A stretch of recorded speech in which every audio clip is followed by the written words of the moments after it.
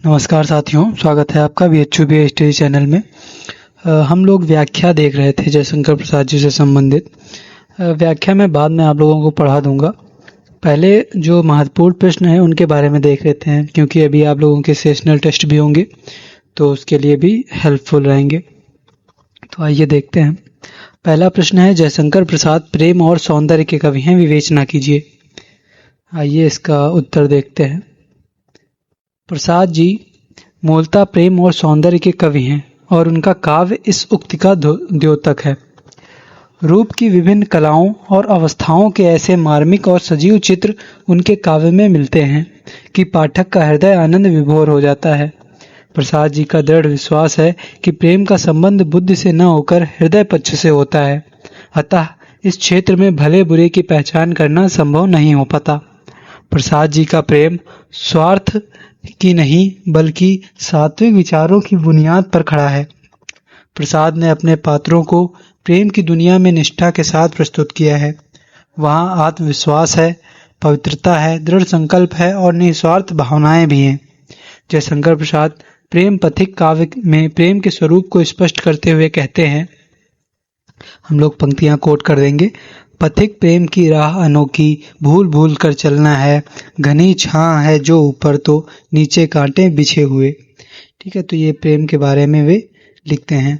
उनके काव्य में ही नहीं अपितु उनकी गद्य रचनाओं जैसे कहानी, नाटक, उपन्यास आदि में भी प्रेम के तत्व प्रचुर मात्रा में देखे जा सकते हैं।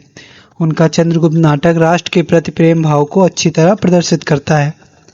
हिंदी साहित्य में छायावादी सौंदर्य चेतना कई विशेषताओं को धारण करती है और प्रसाद के यहाँ हम छायावादी सौंदर्य चेतना का प्रतिनिधि रूप देख सकते हैं। झरना, लहर, आंसू व कामायनी के आधार पर उनकी सौंदर्य चेतना के मुख्य तत्व का उद्घाटन किया जा सकता है। छायावाद के अन्य कवियों की भांति प्रसाद के यहाँ भी सौंदर्य चेतना की अभिव्यक्ति कई स्तरों पर दिखती है।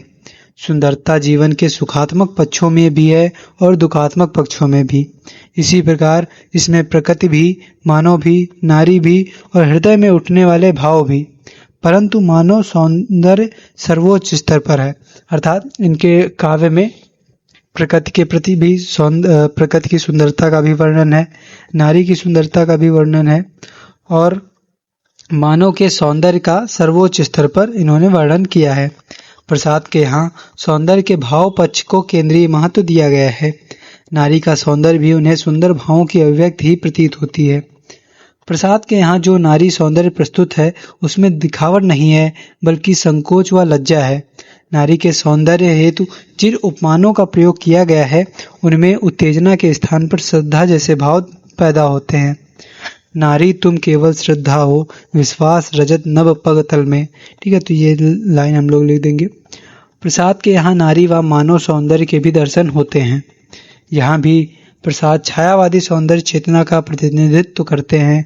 प्रसाद प्रकृति के प्रति गहरी भावुकता प्रकट करते हुए लिखते हैं, बीती विभावरी जागरी, अंबर पनघट में डुबो रही, तारा घटूसा नागरी। ठीक है, तो यहाँ प्रकृति के सौंदर्य का वर्णन किया है। जयशंकर प्रसाद के संपूर्ण काव्य को देखने के पश्चात हम यह कह सकते हैं कि उनके काव्य की प्रमुख प्रवृत्ति में प्रेम और सौंदर्य के चित्रण भी आते हैं। अतः जयशंकर प्रसाद प्रेम और सौंदर्य के कवि हैं। तो ये आपका वीडियो कंप्लीट हो जाएगा। इसी प्रकार कुछ और प्रश्न हैं जयशंकर प्रसाद जी पे, वे भी हम लोग कंप्लीट करेंगे। फिर अन्य कवियों के प्रश्नोत्तर को भी देखेंगे। धन्यवाद।